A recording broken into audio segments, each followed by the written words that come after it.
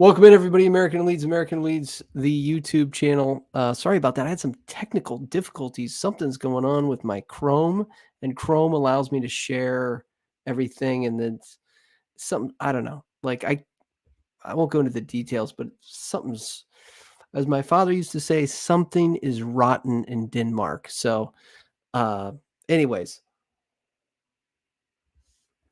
Leeds United with the dub today, with the win. As I started off the last broadcast, go ahead and smash the like if you could. Small channel means a lot and kicks on the algorithm.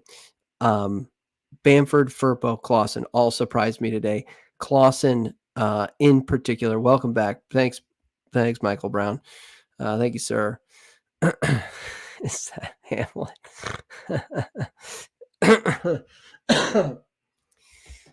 Particularly Clausen surprised me today because he was one-on-one twice with the goalkeeper, one-on-one twice, and he stood his ground and did well. And those two saves, I think, made it possible. It would have been a little bit nervy had he not put in a great performance. So real kudos to Clausen stepping up into a big moment. And yeah, I really, and then Bamford obviously surprised me as well. Maybe a guy that I just wrote off, but I knew him going into the 9 meant that Ruter would be into the 10. The rest of it to me was business as usual. I knew Spence would get dropped. If you listen to Farke's press conferences, he talks about how he views Spence. I don't think this is correct, but he views him as a mainly offensive fullback. So I knew he would get dropped, and he just he has favorites, right? Every manager has favorites. He likes Archie. You see it after each game. He puts his arm around Archie, talks to him. He's got favorites. So I knew Archie would come back into the side unless it was an injury. And I didn't think Strauch would be ready. So the back line was really pretty much business as usual to me. I knew that Kamara would come back in. And so it was just a question of the front line. It was a big call for him to drop Perot. So credit him. And he was doing what we've all been asking for, which is putting Happy New Year, mate. Putting Perot, or I'm sorry, putting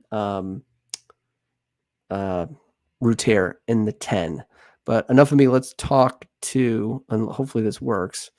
Let's talk to Daniel Farke after the match.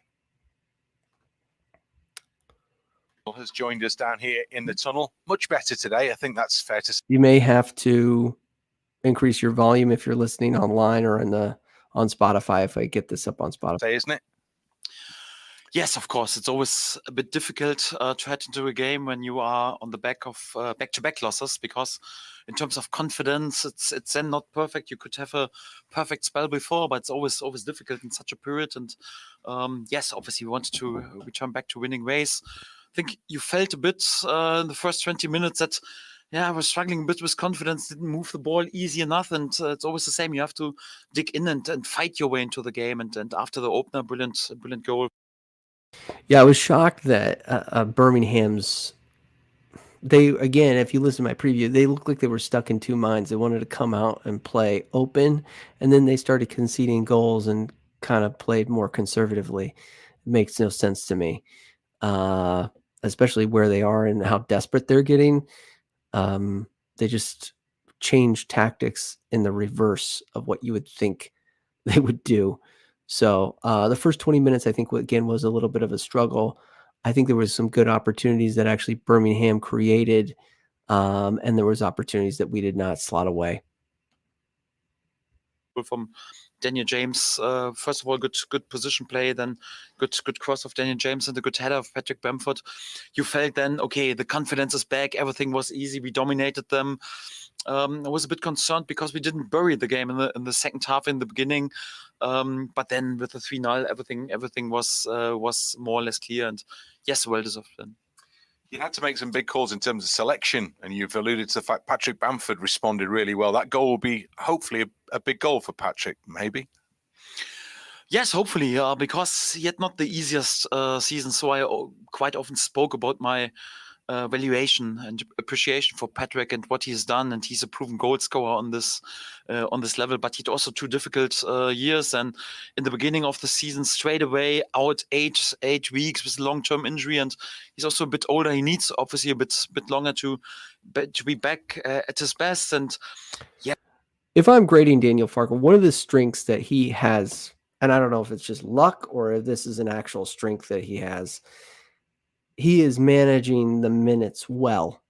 And so even though like the minus is that he's very predictable in terms of his, like, his subs come on at like 70, 75, and it's the same guys and all this stuff. And it's usually the offensive players. He is managing minutes well, and we are healthy for the first time in 3 or 4 years consistently. And even though he had some bad luck with Bamford in the beginning, it's nice to have a seasoned backup striker waiting in the wings. yes, perhaps also 1 or 2 substitutions they're not great, but also a good feeling with him in the last 2 or 3 weeks in training, because there was a period when he was also a bit down and a bit moody due to the situation. But I got the feeling in the last 2 or 3 weeks he has deserved to have this chance, and we got the feeling today is the right moment to put him into the mix. And yeah, thank God it paid off. He was there with a good performance, and obviously also with a crucial goal. And it's important for Patrick, important also for us, because we definitely need him. I like the reaction of the players as well when Patrick scored his goal. Everyone was really pleased for him. But Patrick playing meant Jorginho played in the number 10 role. How did you view his performance? Good. So first of all, it was also important that we have worked with him in the recent month, because we need to work a bit on his fitness level, also in his positional discipline. If he plays a bit deeper, also in his tidiness and narrow spaces. So I think he has much improved in the recent month, and we got the feeling. Okay, meanwhile, he's also like from his discipline, from his tidiness on the ball.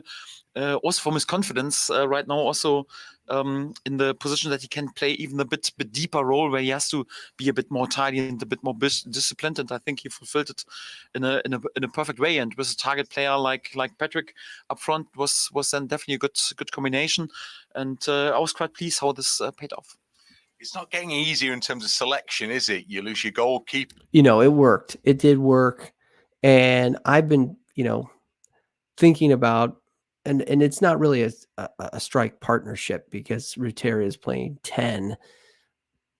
But I've been thinking about Patrick Bamford playing, hopefully healthy, in a strike partnership for over a year. And I wanted it to happen with Joffe, off of Joffe's first, the year that he had where he was getting some goals and assists with Bielsa in March, coming off of that season. But unfortunately, Joffe's kind of fallen off. But it works. I mean, Patrick's an out-and-out number 9, a classic guy that he just works in between the 2 center backs. Sometimes he's offsides. They forget about him. He's back on sides. It gives them something to think about. And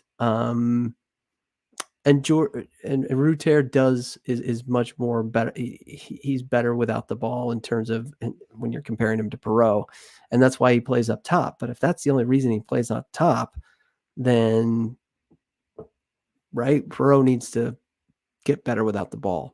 Anyways, the goalkeeper was in for the other goalkeeper. Sam Byram again has gone off in that game. There are plenty of obstacles being put in the way at the moment, but the players seem to be ready to adapt. That's why I'm very pleased today, because it was an impressive win, well-deserved win, good for the goal difference, another clean sheet. But also in terms of confidence after back-to-back losses, never that easy. It was a bit pressure that we wanted to win this game today, and then you head into this game, 4th game within 10 days. First goalkeeper not available, second goalkeeper not available. Christopher's a great lad, but has never played a game on this level. Then I'm gonna say Clausen, what a performance, what a shift. I mean, he is solely responsible for keeping there was 2 one-on-one opportunities that he stepped up and put in really good saves. Rock at the back. Pascal Struijk is out after 10 minutes. You have to change Sam Byram. Okay, this is a small thing, but I like to nerd out on this stuff. He likes Pascal Struijk so much, he calls him his rock at the back. That's how much he values him. So that little, like, now I think that rumor about PSG, he's not going anywhere. I mean, Farka will absolutely, I'm sure, throw a little bit of a fit because he says he is the rock at the back. Important players we know. Without him, we really have won a game.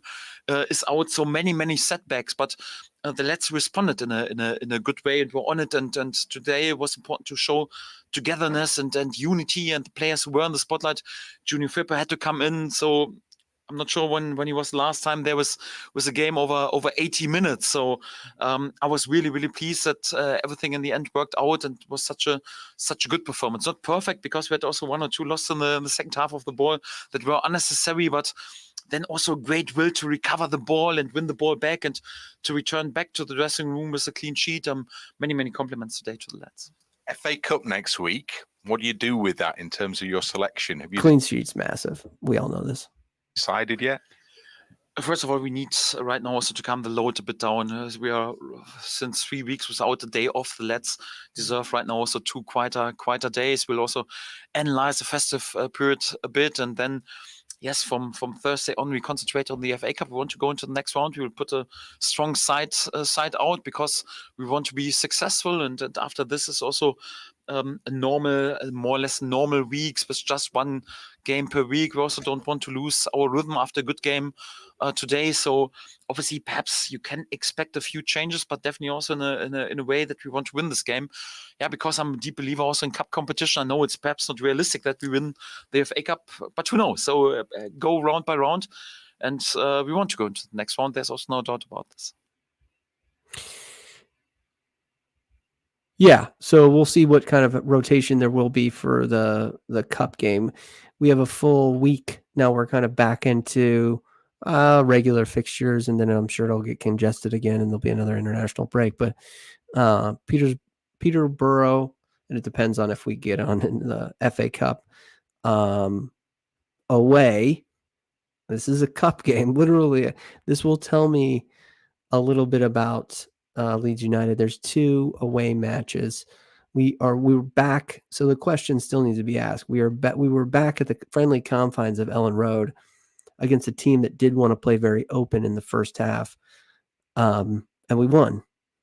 So it's, how is Leeds going to respond? How are the Whites going to respond when it's not Ellen Road, when it's on the road?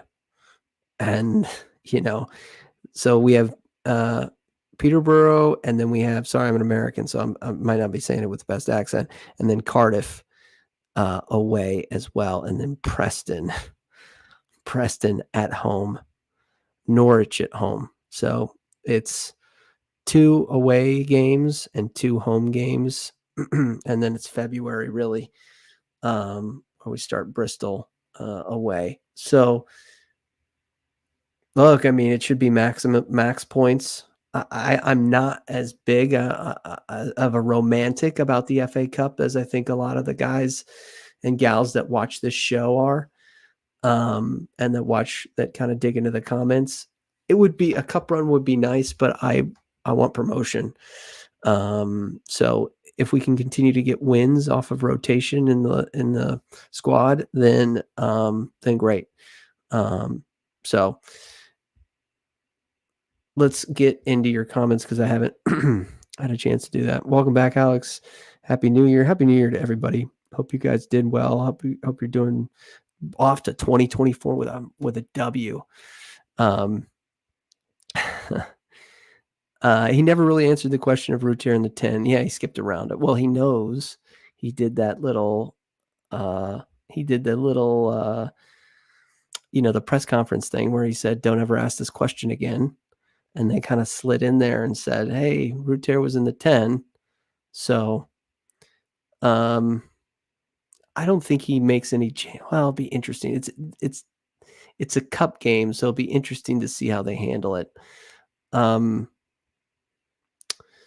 Birmingham American owners, which include the legendary Tom Brady, yep, well aware of him, are not going to be happy at Birmingham's slide under Rooney. I will be surprised if he is still the manager for the next match. So, as you know, there's no relegation and promotion in America. They do sometimes have projects, and I actually think that Tom Brady will be very patient with him. But it's not looking good. As you guys, it's not looking good, bruv, as the kids say. He's running out of string. I'm sure he'll get sacked at some point this season. Evening, Alex Bamford said standard today that mustn't drop if he wants more chances. I would absolutely play Bamford in the next league game. I would absolutely play Patrick Bamford in the next game as long as he's healthy. He is. We've said it. We all know it. We've been watching Patrick Bamford for 4 or 5 years now. He's the out and out number 9. He's a quintessential number 9 that just sits it right in between the two center backs. Sometimes he'll drop a little deep to get on the ball, but the center backs are constantly worried about where is he. It's that vision, peripheral vision that they just forget about him. They're ball watching, and then all of a sudden he's back on sides, and you got to know where he is. He was a little bit. I wish he was a little bit more greedy. There was times where he had the ball in great positions. I thought he should have shot, and he laid the ball off or tried to center a pass, and it got intercepted. A little bit too cute. Maybe it'll come. Maybe Farka used to be a number 9, so maybe he'll coach some aggressiveness. Peter Burha. Thank you, Freddie.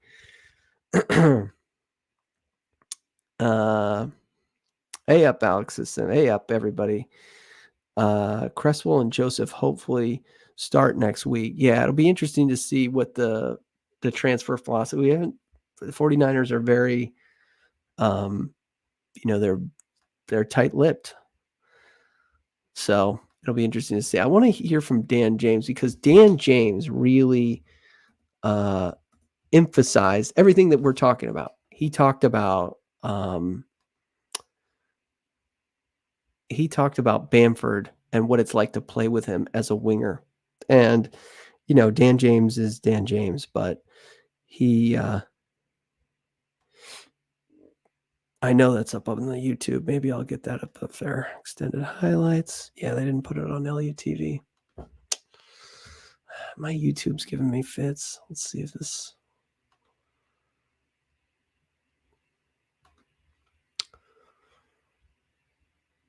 Anyways, go check out Dan James. My thing's not working. Go check out Dan James. He talks about what it's like to play with Bamford. That's up on the Leeds United YouTube channel. He talks about just playing with Bamford, where he knows where he's going to be, and I think that space, that natural space, needs to be created along the back line to bring those two center backs in, or at least one of them in.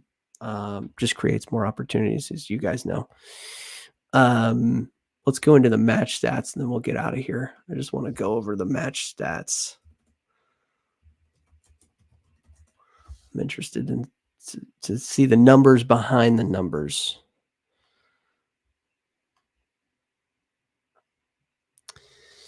So, Leeds United, 21 shots.